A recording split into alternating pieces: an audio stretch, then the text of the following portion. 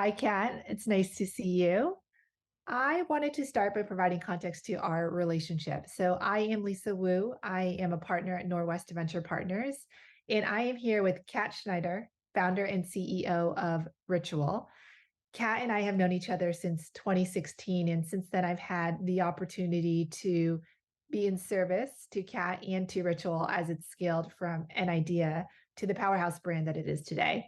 So, Kat, why don't we start by having you share what is Ritual? Definitely. And thanks for all the many years of support, both from you and your partnership. It's meant a lot to to myself personally and the company. Just I don't think we'd be where we are today as a nine-figure plus business and really changing the industry without everything that Norwest has helped us with. So I just wanted to say that. Um, so as you mentioned, I'm Kat Schneider. I'm the founder and CEO of Ritual.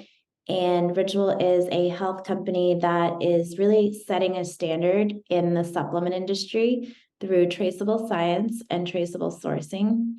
When you met me, I think I just had a baby, and I started the company when I was 4 months pregnant because I had a really hard time finding a prenatal vitamin that I trusted, that I wanted to put in my body every single day during one of the most vulnerable stages of my life. When I looked at the market, I found that products either contain really high amounts of heavy metals to artificial colorants to even lacking in key nutrients that women needed during this life stage. And that was simply unacceptable. And I knew that we could do better. And as you know, we actually didn't launch our prenatal first. We wanted to earn the trust of that consumer. And it took us several years. And we actually launched our multivitamin for Women 18 Plus, which is our flagship product. I like to think of it as this hero case study of how we're really transforming this, $56 billion industry in a big way, because that product now has a peer-reviewed and published human clinical study with a leading university. It has USP verification, which less than 1% of companies have, and is the only federally recognized certification body, and also has a patent on the delivery technology. It's this perfect trifecta of setting new standards, which is something we're continually doing at Ritual with obviously your help and support. So, I would love to go back to your journey before founding Ritual. What were those early influences that shaped your desire and your ambition to want to start your own company? I was born in Ukraine and I moved to the US as a refugee. My family moved to a welfare hotel in Brooklyn with $50 and a suitcase, and none of us spoke English. My dad eventually started his own company and became an entrepreneur, and my mom decided to go to business school and work on Wall Street, even though our family was like, no, you should become an esthetician. And she's like, no, I want to work in finance. And it was so wild at the time after she learned English. And she would take me along to business school, and they had a little daycare there, and I hated it. But I learned so much from my parents. I learned so much about self determination and grit, and also just following your dreams. Eventually, growing up, our dinner table conversation, I would overhear my parents speaking, and I learned so much of the fundamentals of starting your own business and the ups and downs and everything that entailed. And I knew that I wanted to start something someday as well. And I wanted to have a major impact on the world bigger than myself. And, one day make my kids proud of me. And now I have three girls under 7. And I think I'm having an impact on on what they want to do in their lives. And so my parents have had a really big impact, but I didn't know what it was. And I knew that if I were to start something, it had to be something that kept me up at night and I couldn't think about anything else. And it was something that I was really going to dedicate my life to, because I saw how hard it was for my dad. And obviously he succeeded and has a really successful financial software company, but it was such hard work, and I knew that it had to be an idea that I couldn't stop thinking about. Did you always want to start a company? And at what point did you finally get the courage to take the leap? I always knew I wanted to start something, but I never had the courage. And I worked in investment banking after college. I worked at Lehman Brothers and was part of the biggest bank failure in history and learned a lot. But I took that job because I didn't know what I wanted to do, and it was the highest paying job out of out of university, you know, and I wasn't very good at it either. And then I ended up working in the entertainment industry. I worked for the CEO of Universal Music and was his right hand, and then eventually became the global lead of innovation there, bringing helping to bring Spotify to the US. And eventually I partnered with Troy Carter, who was Lady Gaga's manager, and I was running an investment fund in LA, running a portfolio of over 70 companies, everything from Uber, Dropbox, Warby Parker, Spotify. And it was just such a great reminder after I'd met with so many founders that had inspired me, and I felt such a strong connection with that, hey, maybe, maybe I could do this too. But I think a lot of the jobs kind of leading up to, I always think things are meant to be, and I think a lot of the jobs kind of work that I'd done leading up to starting Ritual eventually helped me, grow the business in a variety of different ways. And I never really had that confidence in that I was going to do something until I got pregnant. And what was it about being pregnant that created the confidence for you to want to lean in when many would think that that's actually a good time to rest and enjoy stability? Because I'm such an analytical person, and I have applied math background, and I was looking at data in all my roles. And I think there was something about being pregnant that allowed me to drop a little bit of that analytical mindset and help me tap into more of my creative, more emotional mindset. And I also felt like I had no choice. I knew this was a product that I needed to take every single day, and I couldn't find something that I needed. And I felt it in my bones that I was going to be the one to solve this problem, and that everything I had done before helped me get to where I was going. And I knew I was going to use that to start this company. As an investor, I think often about just the competitive nature of a category. And if I was to start a company, I would be quite scared to start a company in an industry that was so crowded. What made you want to go solve this problem for the supplements industry, which is one of the most competitive industries out there? I thought there was an amazing opportunity to connect best in class standards, certifications, clinical studies, patents, traceable supply chains, leading innovations, even in sustainability, with deep emotional storytelling. And when I looked at the industry, there were some products that were science based or science backed, or maybe had some clinical studies, or maybe some products with certifications, but they weren't really connecting to me as a millennial mom and consumer and key purchaser, and I think across this country and of household spend. And it was interesting because I still find it really unique where you have a brand that is setting standards, that has strong integrity, but then can deeply connect emotionally to a consumer. And I think that's where the magic happens. And I knew that I knew how to unlock that. One of the things that I have been consistently impressed with you about is your high level of standard. I was just curious, where did this level of standard develop from? You talked about my past. I think it came from my parents, who were the ultimate skeptics. At Ritual, we say for skeptics by skeptics. And it just, I could never use a water filtration system in my house without my parents asking me, like, how many hundreds of reviews did you read on, on online, and what source was the review, where source did the reviews come from, and what types of heavy metals is the filtration system testing. I think I just grew up in this ultra skeptical of the skeptics household and mindset. And it really made me a skeptic and kind of not leaving any stone unturned. One interesting thing that, I listened to the Reid Hoffman podcast, and I heard him say that, when he launched a product, when it was perfect, it's too late. And that really resonated with me. And I was like, yeah, that's really true for software, but that would never work in healthcare or in a product that people are consuming every single day. And it actually made me kind of think the opposite way. I'm like, the things that we put out in the world that people are ingesting and are impacting their health have to be perfect, because they have consequences. And that's deeply important, and especially things that people are taking every single day.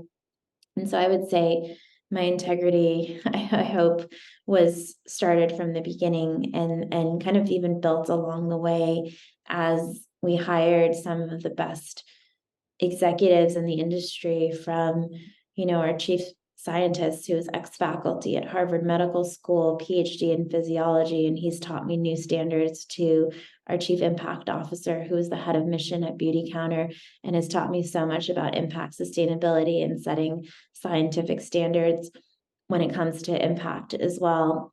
So I think that hopefully my standards and the company standards just keep increasing.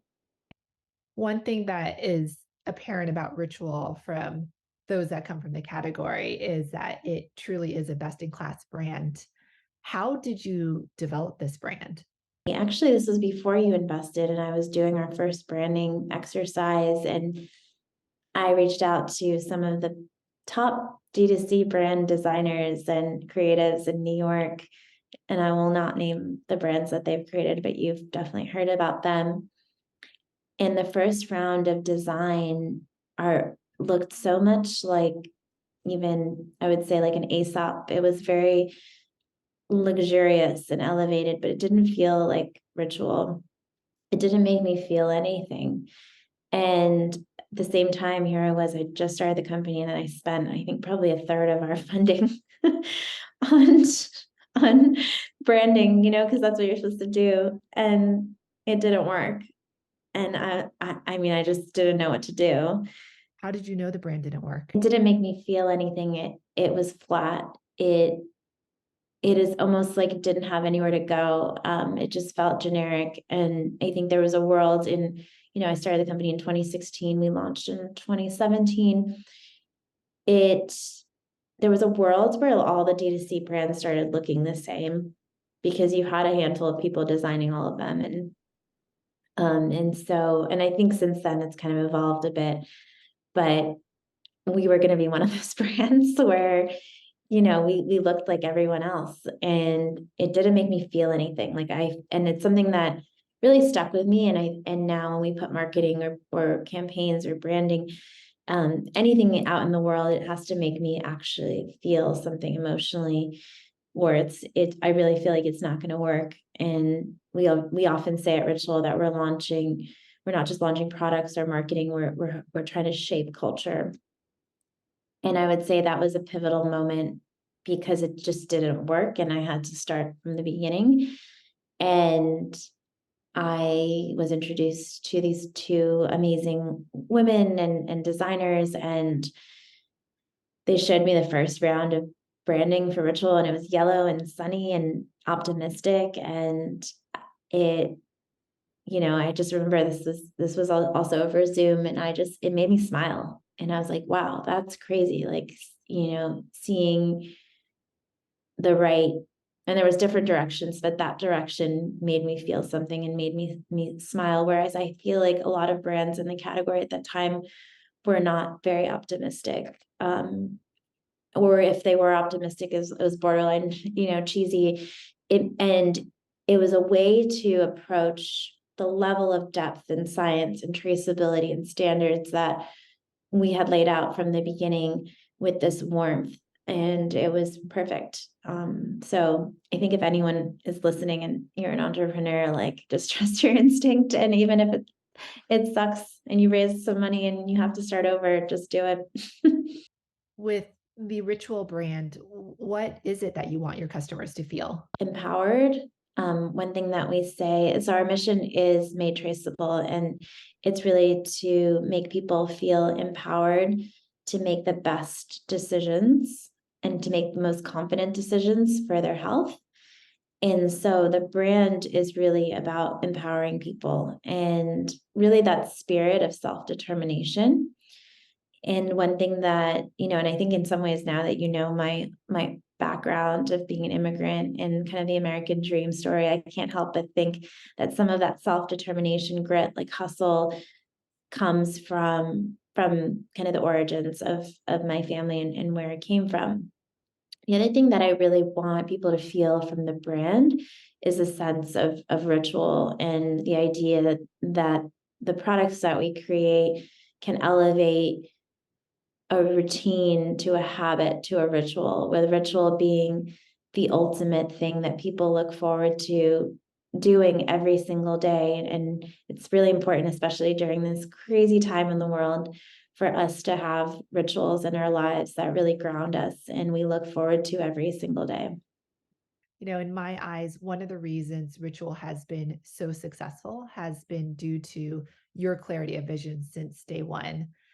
For example, I remember when we launched, personalized supplements was all the rage.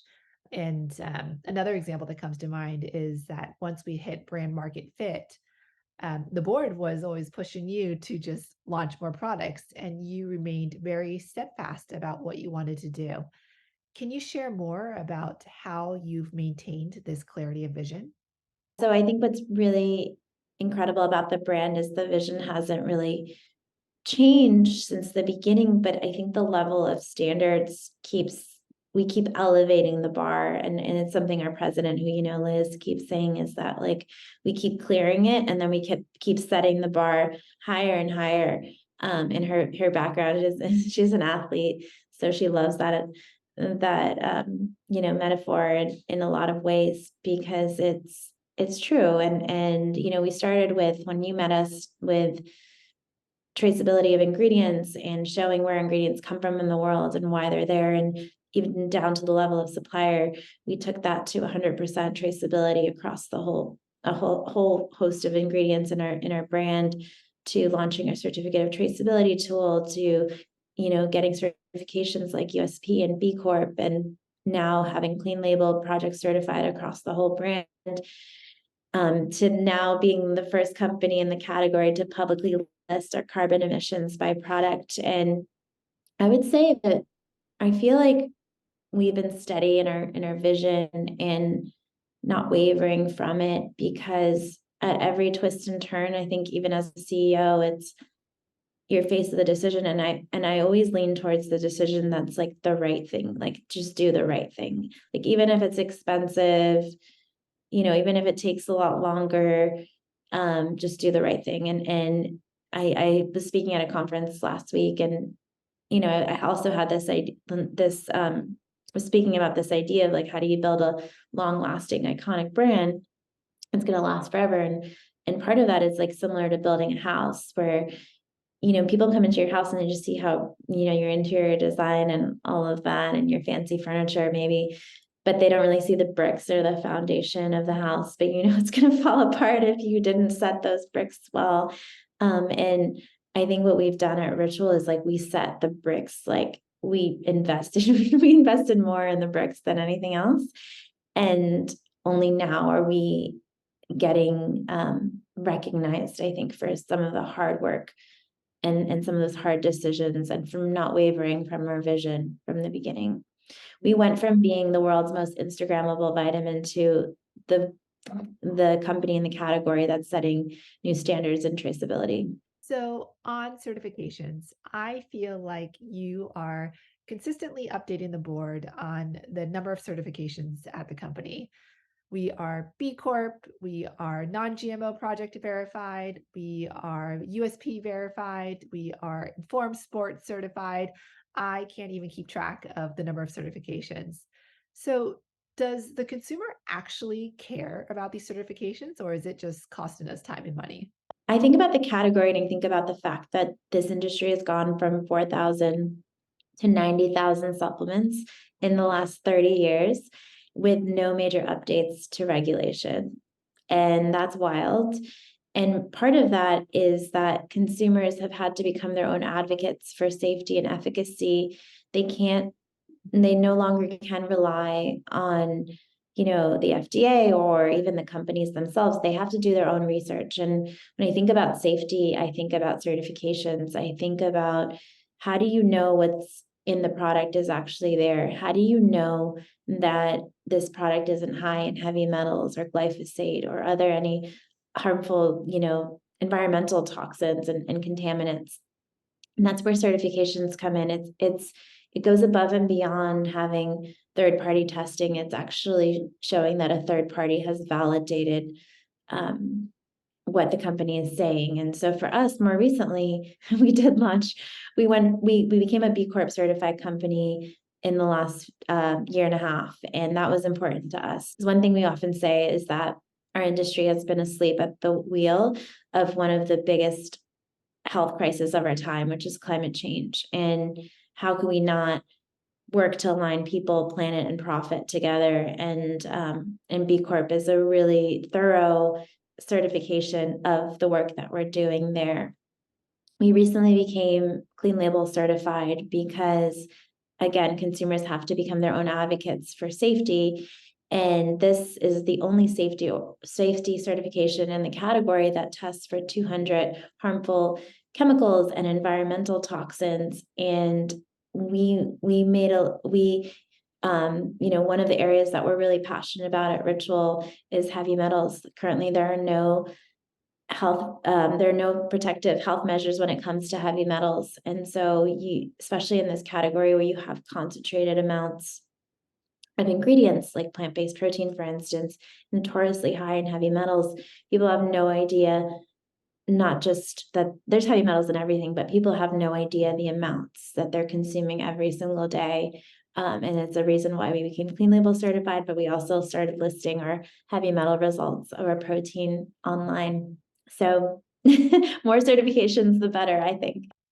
You mentioned that there are 90,000 supplement brands today, and no one is launching a supplement brand that isn't clean. So, how is Ritual different than the other clean vitamin and supplement brands out there? Clean is a term, it's an interesting term, and we use it too, but clean is not a term that is regulated.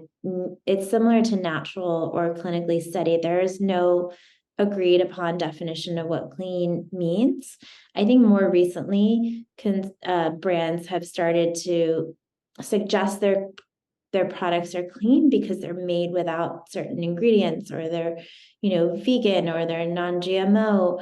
But there's really no standardized definition. And one thing that we say at Ritual, and it's our tagline of the future of health is clear, is really, the word clear is really important instead of clean. It's actually not just what your products are made without, but what is it that your products are made with?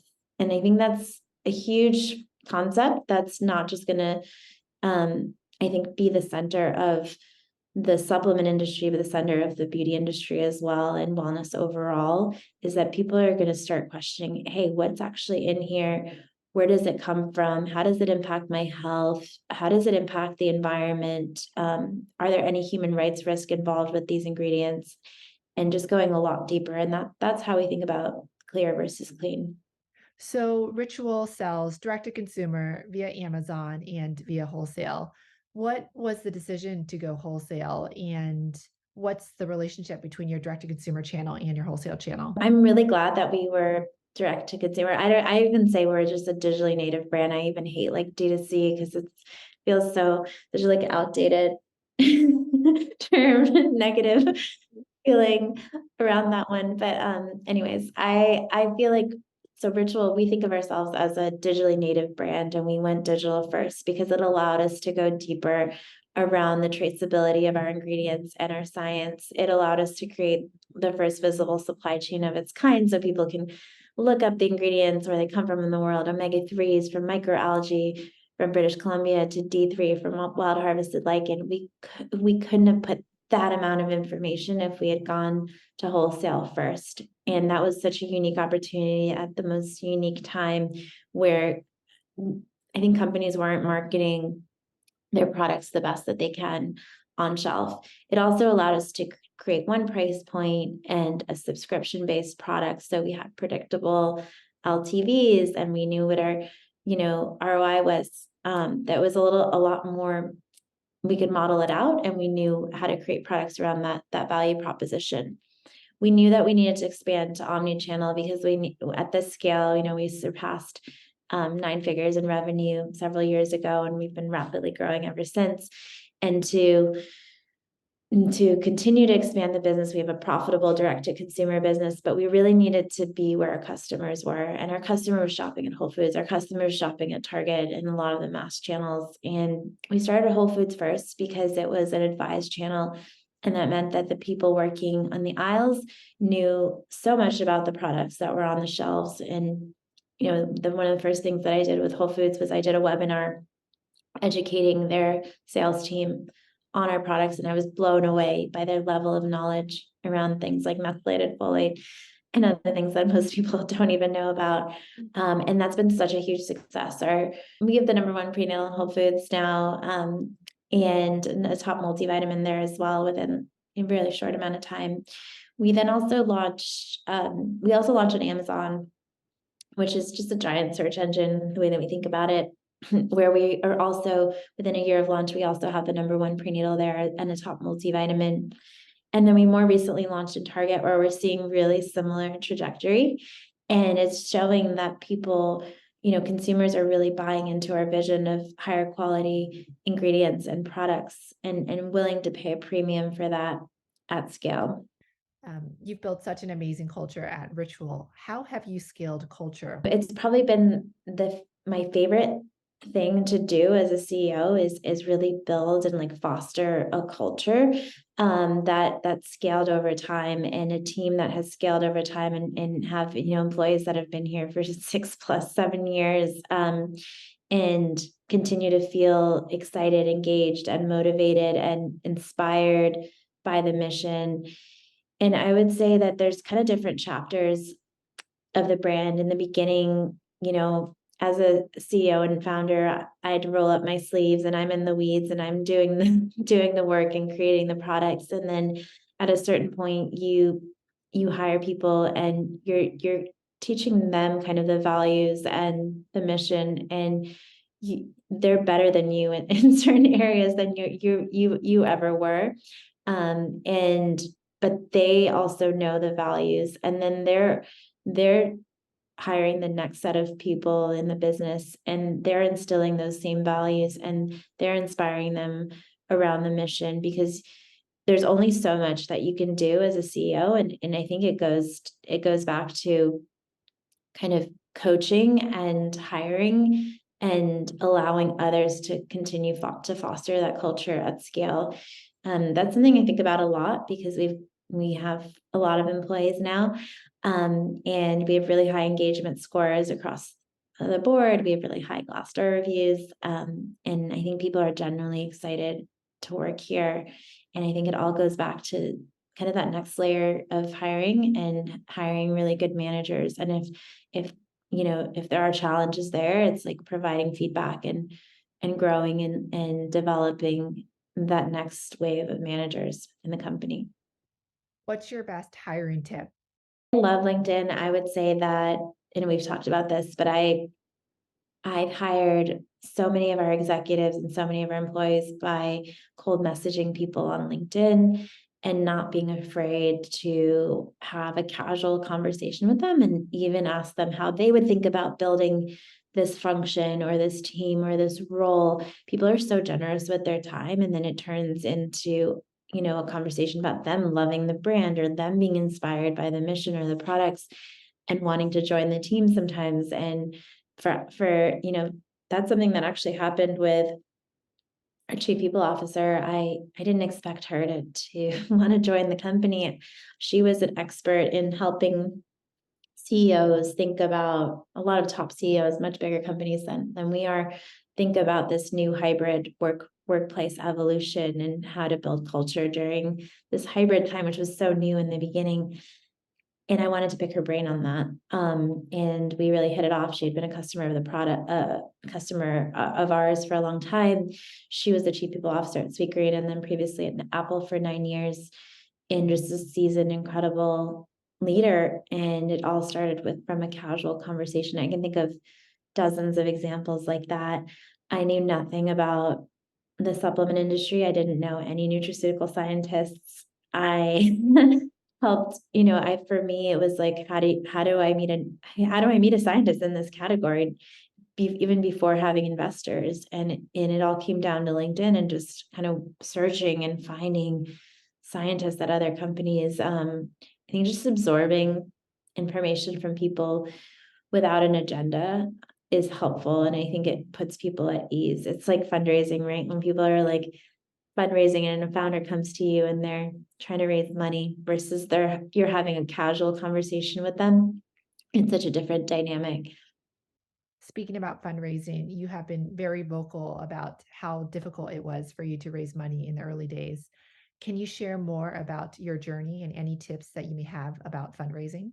It was challenging. It was weird that it was so challenging because I left my job as an investor to start a company, and I expected it to be so easy because I knew so many investors, but they were all passing and they didn't really understand why I was going into the supplement industry. Wellness was not a thing at the time, and it was just kind of a foreign concept to people. And then on top of that, I was 4 months pregnant, and I walked into an investor in LA. I'd known him for a long time. He's a well-known investor. And I said, "Hey, I'm pregnant, 4 months pregnant, and I'm going to start a vitamin company. Do you want to invest?" And he's like, "Ooh, you can either start a company or you can have a family, but you can't do both." And that was his experience, and his experience with people that he's seen. And I used it as fuel, and I was like, "That's exciting. I'm going to do it." I'm going to show everyone that I can do it.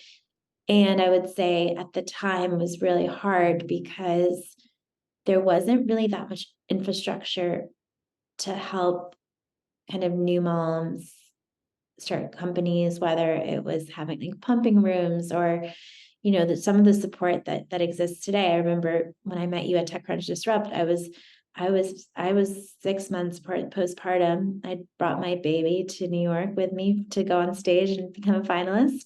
And I was pumping, and they didn't have a space to pump. I had to pump on the top of a broken escalator, and I was like, I don't want to do that. They put me in a room, a closet full of wheelchairs. Like, it was horrible.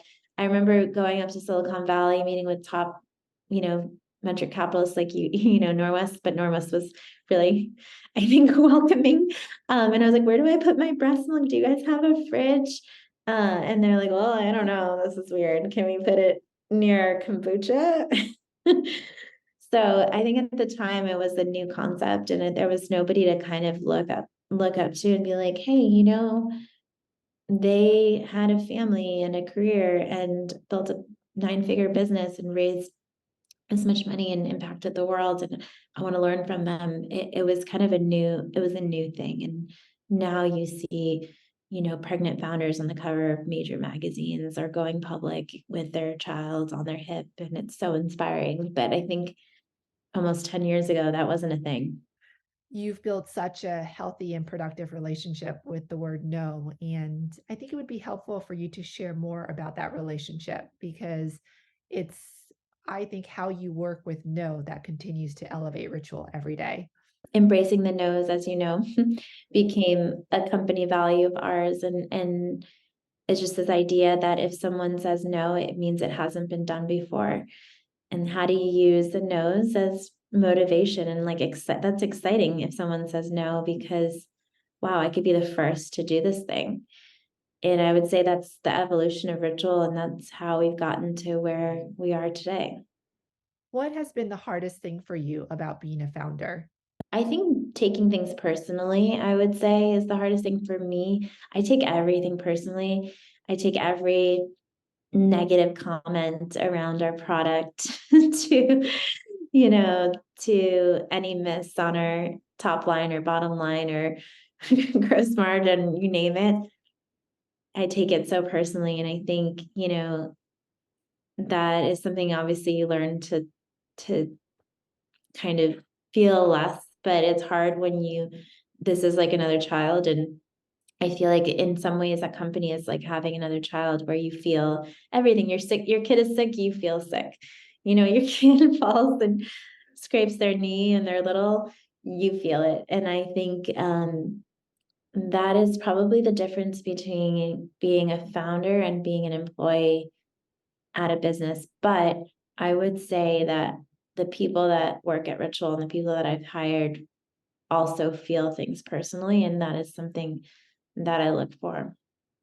Something that I observe in my seat as an investor is that founders fall on a spectrum from mercenary to high integrity and care. And when I think about you and I think about Ritual, I think about that quadrant of high integrity and care.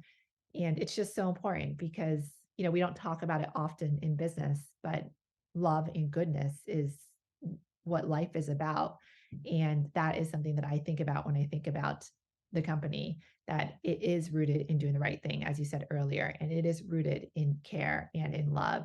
And this love is the foundation to the culture that you've built. It's also the foundation to the word of mouth and of the brand. Yeah, I think now, especially in the world, that's something that everybody needs. And it's hard. I think when you think about the other hard thing is like there's so much going on in the world. And as I said, we don't just launch products, we try to change culture. I think it's figuring out what is it that we speak about publicly as a brand, as things happen in the world, because as we're seeing people are, selecting brands that align with their values, and they don't know if brands are aligning with their values unless they do speak about things that are important to them.